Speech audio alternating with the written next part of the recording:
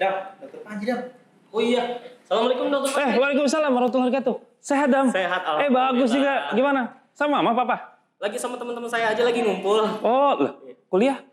Kuliah lagi libur. Wah, iya, lagi libur. Iya. Oh iya dok, saya kebetulan nih punya pertanyaan. Jadi teman-teman saya ada dapat kiriman dari grup WhatsApp Umpam. Sebentar. Duduk, jangan nanya sampai diri. iya, Ntar tambah iya. tinggi lagi. Oke, Ini mau makan, mau nanya nih? Mau nanya. Kebetulan dokter. Aduh, alhamdulillah. Silakan, Gus. Iya. Ya. Nih, saya dapat kiriman dari grup WhatsApp Umpam. Penjelasan dari Kepala Tim Dokter COVID-19 di Cina, Profesor Zhong Nanshan. Dia mengatakan bahwa seandainya kita terkena COVID, sekalipun berhasil disembuhkan, nyawa kita hanya tinggal separuh. Wah, Karena ngeri ya. saking kerasnya obat-obatan untuk menyembuhkan paru-paru kita dan sisa hidupmu akan sangat menderita. Dia bilang itu benar nggak sih dok? Nah iya dok, ini sebenarnya banyak juga yang nanya di sekitar rumah saya juga kayak gini pertanyaannya dok. Waduh, ini memang gini. Sebenarnya kalau kita mau menyeleksi berita itu harus hati-hati. Iya. Karena ini berita ini memang kekhawatirannya akan menimbulkan efek paranoia dan ketakutan di tengah masyarakat. Iya, betul. Seakan-akan COVID-19 itu sebuah penyakit yang mematikan. Jadi gini, kan Adam sama Bagus kan aktif di lembaga kampus ya. Juga perlu disampaikan kepada teman-teman bahwa COVID-19 itu penyebabnya virus yang namanya corona. Ya. Itu sebenarnya self-limiting disease ya. Artinya ketika orang positif terinfeksi virus itu, dia bisa sembuh sendiri. Oh. Salah satu syaratnya adalah dia meningkatkan daya tahan tubuh dan plus dia minum juga obat-obatan. Pertama obat-obatan antivirus tapi tidak membunuh. Obat-obatan nggak ada bisa hari ini untuk membunuh nggak ada. Oh. Vaksin pun belum ada yang untuk COVID-19. Yang kedua, dia berikan obat-obatan sifatnya simptom, gejala. Misalnya contoh gini, orang sudah ada gejala batuk, pilek, batuk kering ya, pilek, pusing, demam, mual. Nah ini ternyata hasil laboratoriumnya dengan sputum dahak, dia positif COVID-19. Nah itu diberikan obatnya yang memang khusus simptom dulu. Oh iya. Jadi jadi gini, jangan berpikir bahwa ketika kita kena COVID-19, lalu kita dikasih obatnya ini bisa merusak tubuh kita, virusnya bisa matikan kita, enggak. Oh gitu. Jadi berita yang mengatakan bahwa mematikannya virus COVID itu bukan karena COVID-nya, tapi penyakit penyertanya. Oh. Kalau sebelumnya misalkan orang udah punya penyakit TBC, dia sedang atau dalam pengobatan penyakit jantung yang sering timbul serangannya, terus ada gangguan liver ya, ada gangguan gagal ginjal, seperti itulah. Itu bisa menimbulkan kematian dengan penyakit penyerta, gitu, Adam ya. Jadi sehingga kalau kita runtun dengan pengobatan COVID itu sendiri, sebenarnya obat-obatannya tidak berat. Jadi obatannya cuman obat-obat tadi simptom. Memang dalam pengobatan untuk demam ya, untuk demam, pusing, itu obat menurun panas, misal obat penurun panas ya, atau obat analgetik penghilang nyeri, emang efek sampingnya obat itu memang dia meningkatkan asam lambung. Jadi orang yang kalau sudah sering mual-mual, ya, sering sakit pada lambungnya, minum obat itu memang dia tambah nyeri. Ya, kalau dikasih obat yang tingkatannya emang sakitnya tinggi, bisa lagi pusingnya hebat gitu ya, demam yang tinggi dikasih obat itu memang ada efeknya ke lambung.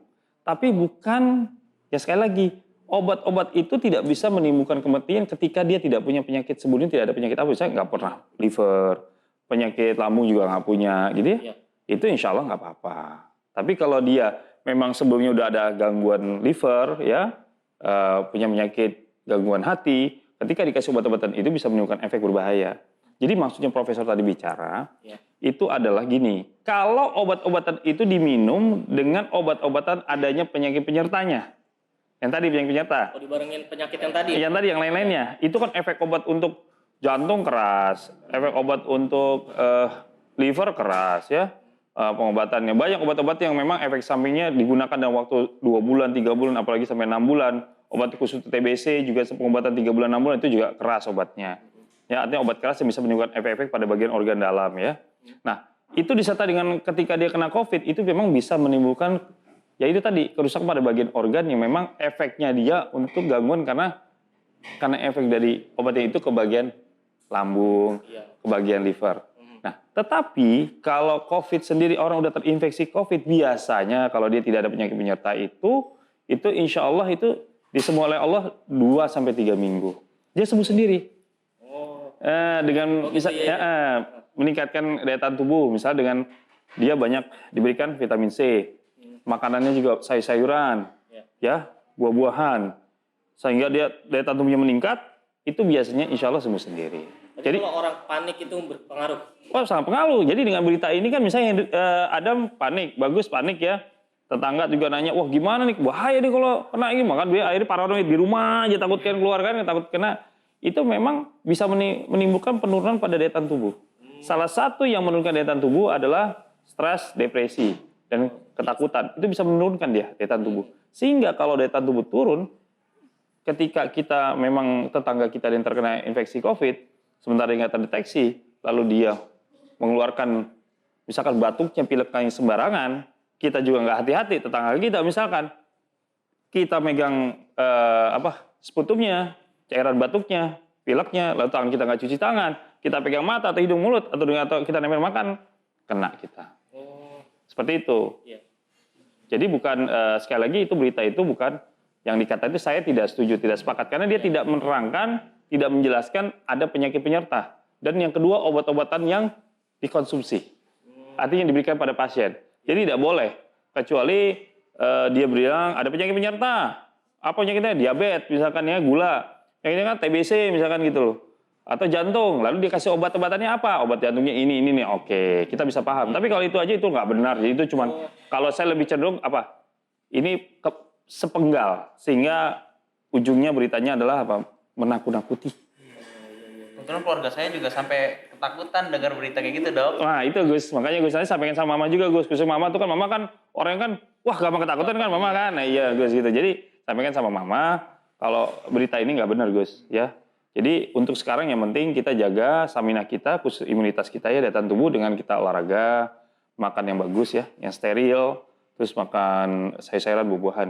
Kebetulan di sini kan di restoran ini nih, di kafe ini, kafe Piro ini memang ada menyediakan makanan alami. Di sini makanya kenapa saya suka ke sini, ada gado-gado, ada salad, terus ada capcay. Saya biasa sini makan gado-gado sama capcay. Jusnya juga oke di sini lumayan. Jadi makanya kalau ke sini nanti sama teman-teman kampus makannya yang alami aja lah. Udah gitu kan harga terjangkau juga di sini. Gitu Dam. Iya. Jadi berita yang saya tanya tadi tuh nggak benar-benar seperti itu? Nggak benar itu, nggak benar Dam. Ya udah kalau gitu saya mau konfirmasi ke teman-teman dulu. Sip, tolong sampaikan sama teman-teman. Oke, sampaikan ke teman-teman ya biar ya mereka pada tenang semua. Terus saran juga semoga perkuliahan lebih bisa cepat masuk ya. Amin. Lalu nanti kalau sudah kuliahnya aktif kembali, jangan lupa tetap namanya jaga kesehatan. Terus kalau bisa tetap pakai masker ketika kumpul ya. Iya. Terus jangan sembarangan untuk makan sembarangan lah. Iya. Sementara ini. Gitu, Dam. Iya, oke. Kalau gitu saya keluar dulu teman-teman. Udah di luar ya? Iya. Oke, Dam. Makasih, Dam. Makasih, Dam. Oke, sama Mama ya. Gus ya. Yuk mari. Udah. Yuk.